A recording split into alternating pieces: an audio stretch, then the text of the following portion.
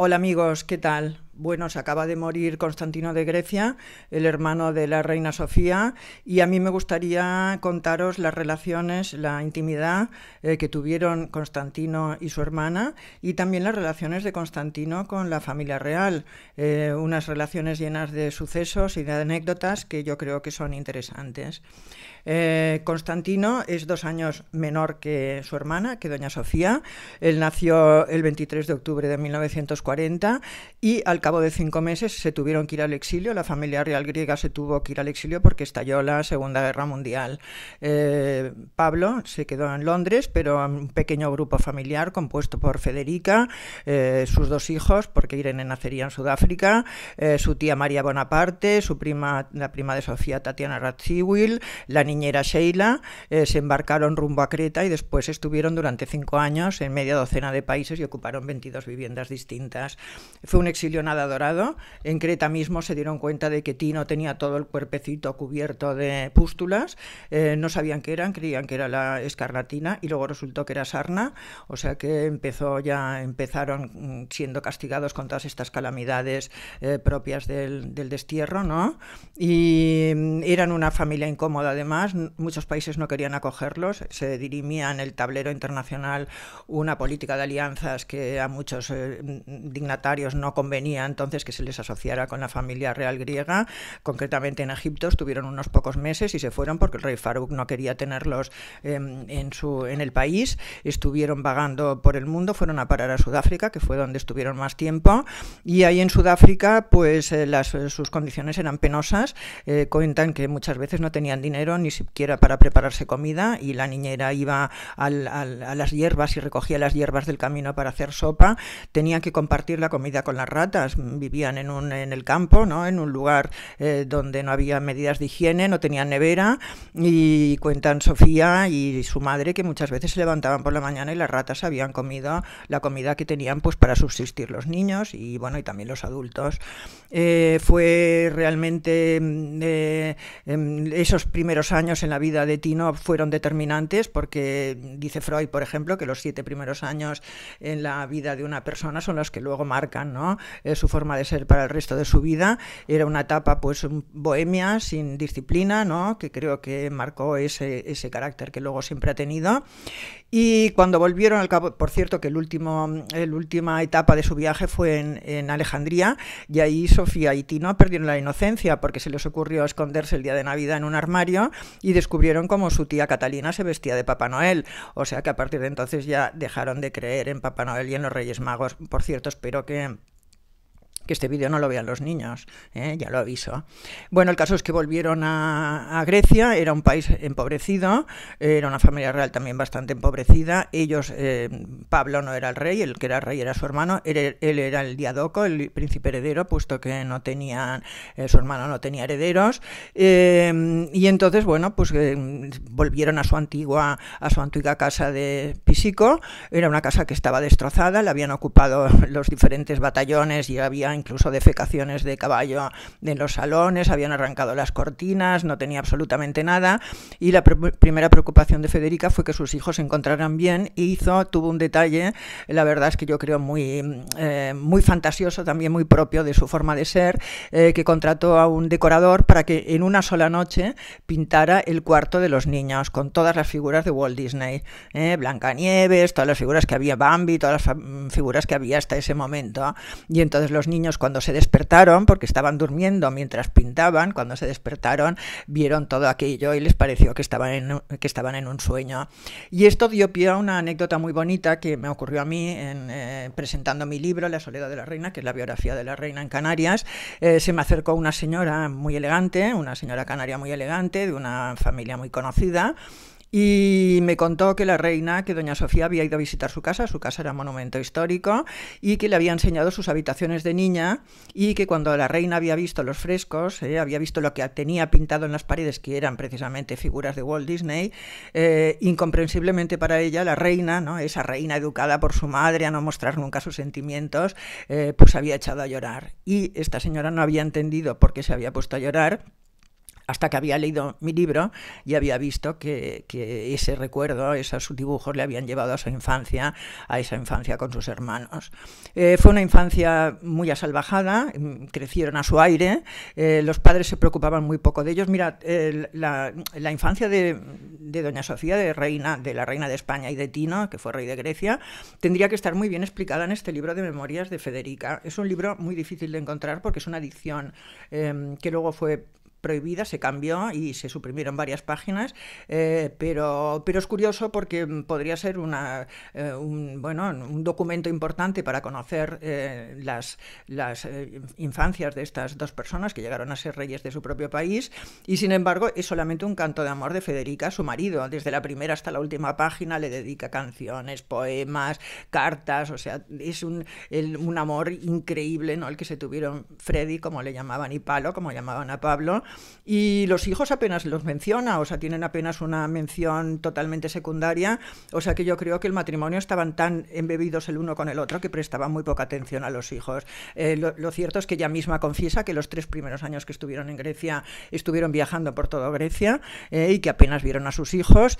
Y bueno, y sí que es cierto que Sofía luego pues fue a la escuela de Salem, donde se seguía el mismo método pedagógico que ahora está siguiendo Leonor en Gales.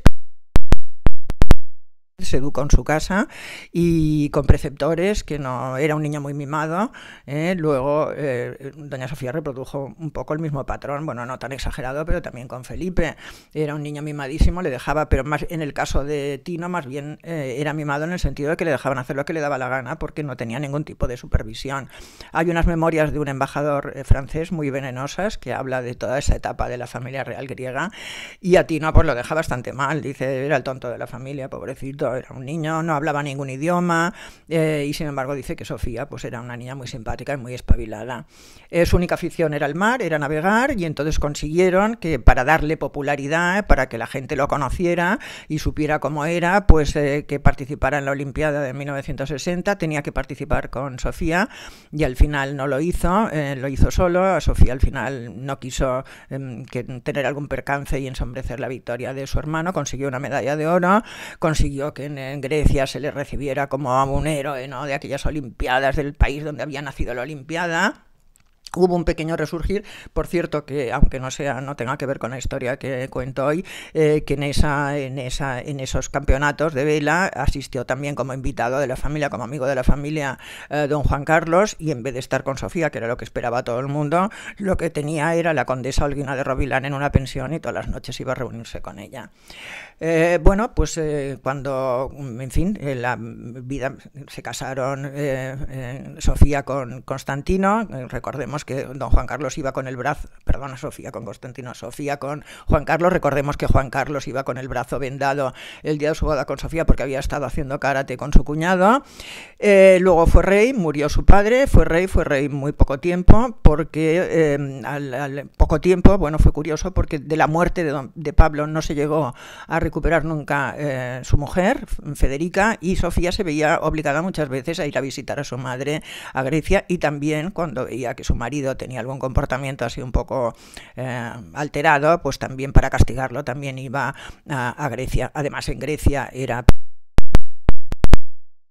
Y en España, pues Franco ni siquiera había dicho que don Juan Carlos era su heredero, o sea que estaban en una posición muy subalterna, y ella también quería disfrutar del hecho de ser hija de reyes, como con el tratamiento que se le debía allá en Grecia. Y entonces pasó una cosa muy curiosa, porque un día estaba en la casa de Atenas, en la casa de su madre, entonces habían ido al cine, y cuando llegaron al cine llegó a su casa tarde por la noche, llamaron a la puerta, abrió, y estaba un señor uniformado con unos cañones detrás apuntando precisamente a la casa.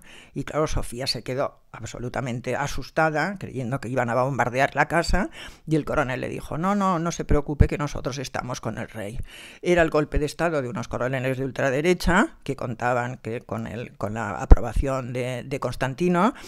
Y Sofía con esto puede decir que quizás la única mujer en el mundo que ha vivido 2 intentos de golpes de Estado en directo, porque vivió ese y también vivió el del 23F aquí en España. O sea que no creo que esta marca la hayan alcanzado ninguna persona más. Volvió a España en un avión militarizado.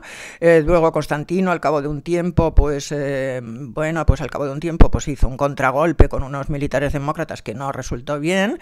Y en el año 1967 tuvieron que huir con lo opuesto, no pudieron llevarse absolutamente nada porque el golpe fracasó. Cogieron un avión hasta Roma. En Roma al final los acogió la embajada griega, pero nadie quería, el avión ese no podía bajar en ningún sitio, descender en ningún sitio, porque ningún país quería acogerlo a esta familia que primero se había sumado al golpe y que tenía muy mala fama en toda Europa, y al final consiguieron llegar a Roma. Y que hicieron, pues pedir ayuda a su hermana, ¿no? Sofía estaba embarazada de 8 meses y a pesar de todo, desesperada, cogió dinero, todo el dinero que tenía de la zarzuela, todos los objetos, intentó vender joyas, intentó lo que sea, pidió un avión para ir a Roma. Juan Carlos se llevó las manos a la cabeza y le dijo, no, que Franco si se entera, que yo me voy con Franco, sin Franco, lo que sea, pero yo tengo que ir a auxiliar a mi hermano, y entonces don Juan Carlos también le dio unos trajes al final, unos trajes y unas camisas para su cuñado y también una cantidad de dinero de lo que podía disponer, y doña Sofía fue a Roma a auxiliarlos. Hay unas fotos muy, muy tristes de esos días. Solamente se llevaron lo opuesto. Constantino iba con traje militar, con la gorra de plato, y Ana María llevaba un abrigo de visón que le servía para abrigar a los hijos porque no tenía ni siquiera una manta para poder taparlos. Y a partir de ahí, pues esa ayuda económica, ¿no?, a la familia real griega, pues continuó a lo largo de muchos años, porque realmente llegaron casi a vivir, prácticamente a vivir en España. En Maribén, desde luego lo veíamos, que estaban todo el verano en Maribén, y yo creo que en Zarzuela también estaba, pero bueno, claro, allá era mucho más difícil saber si vivían o no vivían. ¿Qué sabía hacer Constantino? No sabía hacer nada. Entonces su primer trabajo, que era hacer como un poco de ayudante, de testaferro, de administrador del Shah de Persia, se lo encontró don Juan Carlos. El Shah estaba exiliado, tenía una fortuna inmensa, y entonces Constantino pues era un empleado que a cambio de no sé qué muy bien pues recibía un sueldo mensual. Pero ¿qué pasó? Que el Shah se murió, sus fortunas congelaron las fortunas en los bancos, y entonces se encontró otra vez sin trabajo, y ahí don Juan Carlos pues intentó auxiliar a su hermano, a su cuñado como podía. Le encargó, pues por ejemplo, no sé, la seguridad de Maribén y de la Zarzuela. Creo que fue un desastre que costó muchísimo dinero y que además nunca funcionó. Luego se tuvo que hacer una seguridad, otro sistema de alarmas distinto, porque el de Constantino no funcionaba.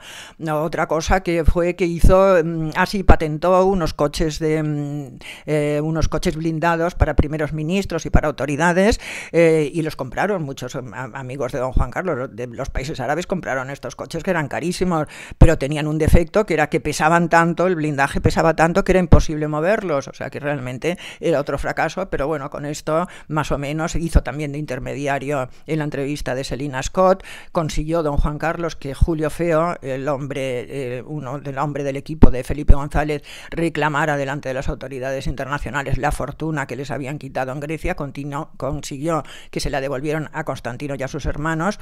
Por cierto, que Sofía, su parte, se la entregó a sus hermanos, y con esto pues más o menos fue tirando, y entonces pues bueno, hasta que llegó el momento que todos sabemos, que los hijos de Constantino, que eran chicos guapos, espabilados, uno de ellos, por cierto, era íntimo amigo de Felipe, empezaron a casarse con chicas riquísimas, no ricas, riquísimas, mega ricas, y gracias al dinero de los consuegros, que también estaban encantados de haber emparentado con un ex rey, ¿no?, con un antiguo rey de una potencia europea, pues gracias a eso pues empezaron a tener una cierta independencia económica, volvieron a vivir a Grecia. Estos últimos años Constantino ha vivido en Grecia, y ya dejaron de necesitar la ayuda de don Juan Carlos. Claro, durante todos estos años se había producido un hecho que la verdad es que es bastante comprensible. Constantino y Sofía se adoraban, se querían, desde que eran niños. Tenían los tres hermanos en realidad, porque Irene también, pero bueno, lo de Sofía y Constantino era más fuerte todavía, porque ellos habían convivido más tiempo juntos y habían pasado más penalidades juntos. Entonces Constantino quería a su hermana entrañablemente y tenía que tragarse callarse cuando veía a don Juan Carlos lo mal que se portaba con su hermana. Él ha visto llorar muchas veces a Sofía, muchísimas veces Sofía ha ido a Grecia a refugiarse en sus brazos. Cuando pasó lo de Botswana, Sofía se fue a Grecia. Cada vez que ha habido un disgusto, ha cogido y se ha ido con su familia griega. Ella aquí no tiene a nadie. O sea, ella a François Laot, su biógrafa francesa, ya le dijo: yo no tengo amigos, no tengo a nadie. Mis únicos amigos son mi familia. Entonces, claro, Constantino por una parte dependía económicamente de Juan Carlos, de Juanito, ¿no? Pero por otra parte también sabía lo mal que se estaba portando con su hermana. Y cuando ya tuvo independencia económica, al parecer hubo una escena muy fuerte entre Constantino y Juan Carlos, en que Constantino le afeó el comportamiento que había tenido con su hermana. Él podía decirlo, ha sido un marido ejemplar, es una pareja que se ha llevado muy bien toda su vida, han creado familia, tienen una familia unida, cosa que don Juan Carlos la verdad es que no tiene, y pudo afearlo, y creo que hubo una escena muy fuerte. Bueno, ahora se ha muerto, y realmente yo me he acordado enseguida de que cuando se murió Pablo, ¿no?, el que fue rey de Grecia, que era una persona especial, una persona muy mística, le pusieron Bach para morir, ¿no?, para que muriera los compases de Bach. Tenía Bach 24 horas puesto, y cuando murió dijo: es la música más grande que ha existido en la vida, ¿no? Era una persona que vivía como en otra dimensión. Se acercó Tino a la cama de su padre, ¿no?, y le dijo: papá, todas las iglesias de Grecia están llenas, los griegos rezan por ti. Y Pablo le dijo: dale las gracias, ellos también son mis hijos. A mí me gustaría que a lo mejor, cuando él murió también, hubiera pronunciado estas palabras. Pues nada más, espero que os haya gustado. Adiós.